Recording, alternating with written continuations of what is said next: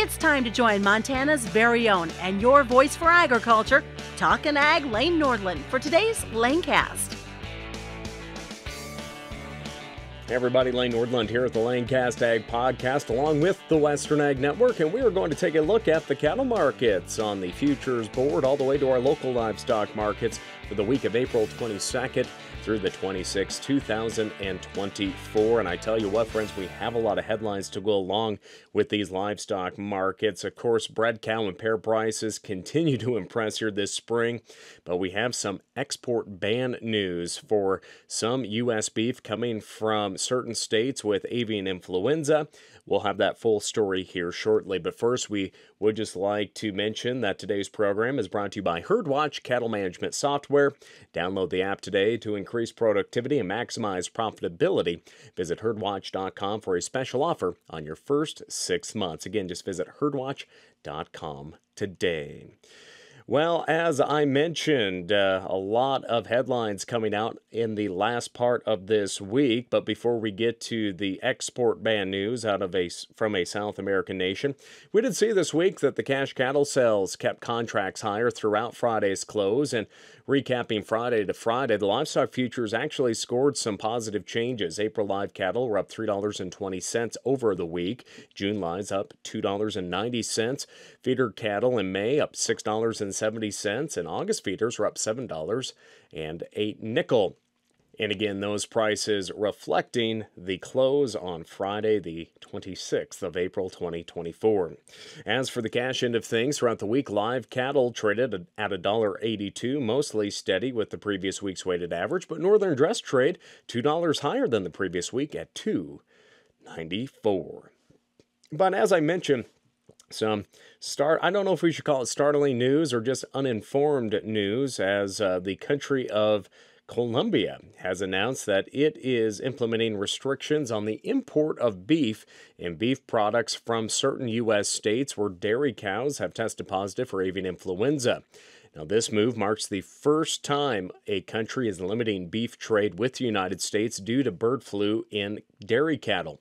It's indicating the broader economic impact of the global poultry trade restrictions that we've seen over the past few years as well.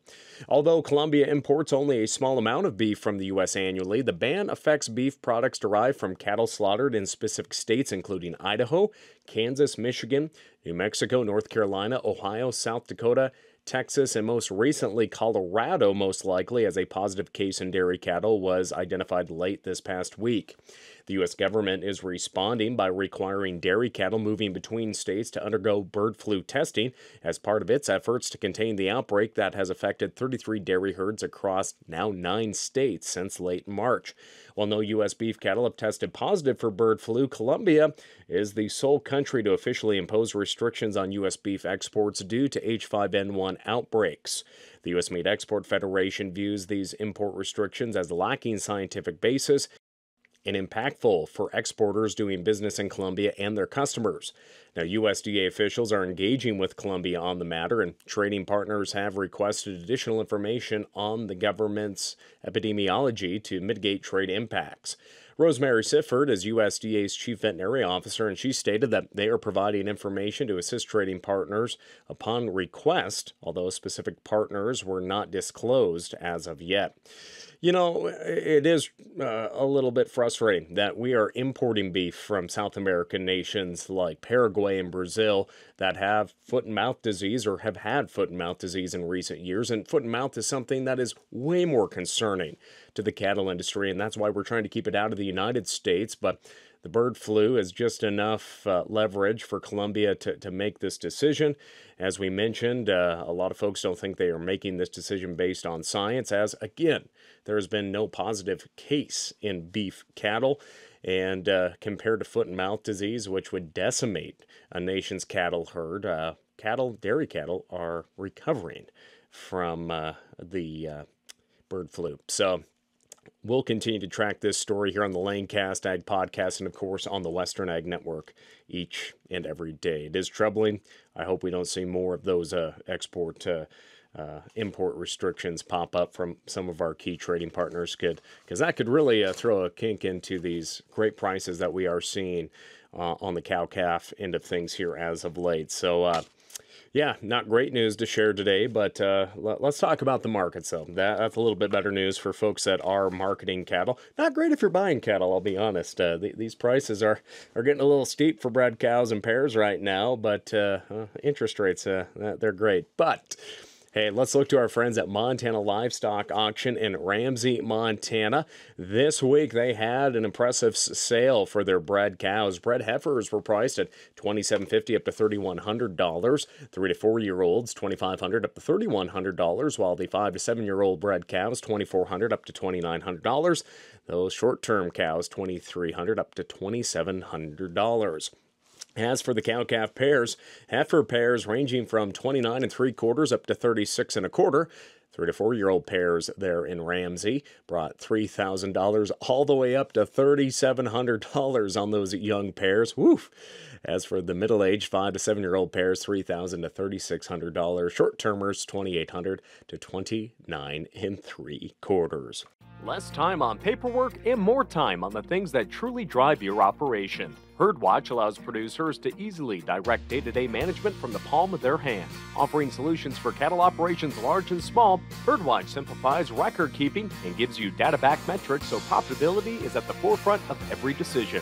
Easily track calving, weaning, animal health, and access that information anytime, anywhere. Visit herdwatch.com for a special offer on your first 6 months. HerdWatch, simplifying farming. Let's go now to Torrington Livestock Auction, where on the 24th of this week, they sold over 2,000 head of mostly feeders. Steer and heifer calves in load lots traded $3 to $5 higher, while steer and heifer calves in package lots traded lower than the previous week. Breaking down some of those prices on the impressive end of things, Torrington Livestock even shared it on their Facebook page. A 58 head of 720-pound steers brought a price of $2.93. That's over $2,100 a head. Kudos to those producers marketing there in Torrington, and impressive to see those. Hopefully we can continue to see prices like that throughout the rest of the year. Breaking down some of these prices, the lighter Ford 430 weight steers, $361 to $384. Pricing the 528 to 546 weight steers, $339 to $344. 5.5 to nearly 6 weights, $315 to $333. Heifers in Torrington weighing 430 to 480, priced at $305 to $310. 480 to 530 weights, $298 to $303. Torrington was also seeing prices for the 580 to 630 weight heifers, $276 to $292.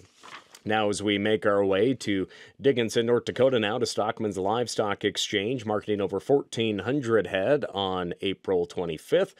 Prices for steers were about $4 to $10 lower. The feeder heifers were about $3 to $7 lower as well. Pricing those 5 to 5.5 weight steers, they saw an average price of $3.57. 5.5 to 6 weights, $3.22 to $3.50, with the 6 to 6.5 weights, $2.93 to $3.23. Heifers, on the other hand, weighing 5.5 to 600 pounds, were priced at $2.83 to $2.92. With the 6.5 to 7 weights, $262 to $280, and some really fancy 755-pound heifers, replacement quality, brought a price of $2.44 a pound. West of Dickinson there at Great Falls, Montana, Western Livestock Auction, their sale on the 24th saw over 2,500 head go through this ring. Active trend for feeder cattle for sure, with the feeder steers weighing 5 to 600 pounds, bringing $3 up to $3.45. 6 to 7 weights, $270 to $309. 7 to 8 weights, $240 to $284. As for those feeder heifers, the 5 to 600 pound heifers, $260 to $307. 6 to 7 weights, $250 to $281, with the 7 to 8 weights, $220 to $255. Slaughter cows there in Great Falls were steady to $1 lower at $115 to $147 a hundredweight. Slaughter bulls steady to $1 lower at $135 to $158. Now let's head to La Junta Livestock Commission in La Junta, Colorado. Their sale on the 24th saw over 1,100 head sale. Feeder steers were selling $4 to $16 higher across all weight classes, with feeder heifers selling mostly $5 to $6 lower. Slaughter cows also saw a steady to higher trend noticeable, while slaughter bulls were $3 lower. Let's look to those prices now. Where the 4.5 to 5 weights, $330 to $364 in La Junta. 5 to 5.5 weight steers, $316 to $345. 5.5 to 6 weights, $301 to $331. As for the feeder heifers in Colorado, prices for the 4.5 to 5 weights, $295 to $296. The 5.5 to 6 weights, $284, with the 5.5 to 6 weights seeing a price of $271 to $276. Now let's head to Miles City, Montana. Miles City Livestock Commission just under 1,000 head selling on Tuesday of this week.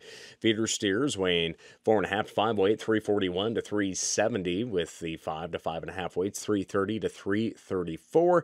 Heavier, $650 to 7 weights, average $2.65. Feeder heifers there in eastern Montana weighing 5.5 to 6 weight, $296 was the average. At the 6.5 to 7s, $2.76. As for some of those cows suitable to rebreed or breed, we saw a $5 to $10 higher trend on those replacement cattle. Stock cows under 2 years old saw a price of $165 to $204. 2 to 4 year old stock cows at $130 to $202. 2 to 8 year old stock cows priced at $122 to $141. Now to southwest Montana we go, to Dillon Livestock Auction, a smaller offering of 362 head selling this week. The cow trend was steady to $4 lower, with slaughter cows priced at $116 to $134, heiferettes $171 to $204, slaughter bulls steady at $151 to $155. Looking at producers' livestock auction there in Salina, Utah. Over 870 heads selling, with feeder steers under 600 pounds selling $5 to $15 lower on a very light test, while steers weighing 6.5 to 900 pounds were selling $6 higher.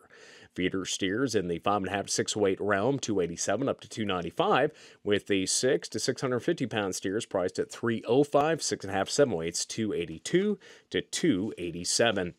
Feeder heifers there in Utah weighing 5.5 to 600 pounds, $287 to $295, with the 6 weight heifers priced at $265 to $296, 6.5 to 7 weights, $267 to $270. And again, that's just a glimpse of what these local livestock markets are bringing across Western Ag Network country. Again, we share these markets every single day on our Western Ag Network market programs. You can join us for the daybreak market report, or the midday market report, every single day on over 108 radio stations across the West. And if you haven't done so, make sure and subscribe to our Western Ag Network YouTube channel, where you can get the agriculture news that's important to producers out in the countryside each and every day. And if you haven't done so, also subscribe to the Lanecast Ag Podcast, where we not only share the livestock market end of things, we also discuss all the happenings that impact the lives of farmers and ranchers in podcast format. Again, we appreciate you joining us here today for a quick glimpse at what those markets did April 22nd through the 26th, 2024. A little concerned about that news out of South America, with Colombia banning imports of beef, though, from certain U.S. states. That's something we will continue to track, as that could really throw a kink into things as we continue to watch these prices where they should be to help keep cow-calf producers profitable out in the countryside. Again, friends, thanks for joining us here today on the Lanecast Ag Podcast and the Western Ag Network. I'm Lane Nordlund. We'll catch you next time. Thank you for tuning in to the Lanecast with Talkin' Ag, Lane Nordlund. For more on Lane, check out his Facebook page, Lane Nordlund Ag Broadcaster, and NordlundCommunications.com. Don't forget to subscribe to the Lanecast on your Apple or Android devices. We look forward to joining you next time on the Lanecast.